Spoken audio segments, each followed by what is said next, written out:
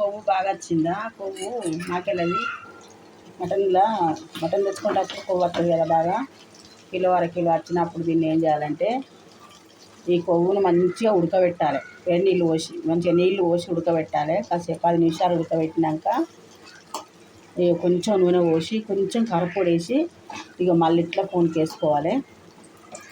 వేసుకుంటే మంచిగా వేసుకున్నాక మనం మటన్ వండుకుంటాం కదా,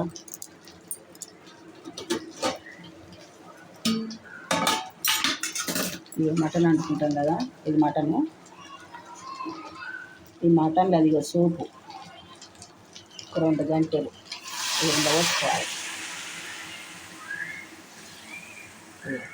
2 గంటలు పోసుకోవాలి. 2 గంటలైన మంచిగా 3 గంటలైన మంచిగా పోసుకొని ఇక దీన్ని మంచిగా కలుపుకోవాలి. కలుపుకొని దగ్గరికి అయ్యేంతసేపు ఉంచుకోవాలి. ఇందులో అల్లము మసాలాలు ఇవ్వేయాలి. ఇందులో మటన్లో వేసింది ఉంటుంది కదా, దాన్నే ఇందులో సూప్ పోసుకొని మంచిగా దగ్గరికి అయినాక దించుకుంటే వేడి వేడి తింటే సూపర్ ఉంటుంది. దగ్గరికి అయినాక చూపెడతా. ఇక ఎంతో రుచికరమైన వేడి వేడి కొవ్వు రెడీ అయింది. ఇక ఈ ప్లేట్లు వేసుకొని తింటే ఇంత కమ్మగా ఉంటాయి.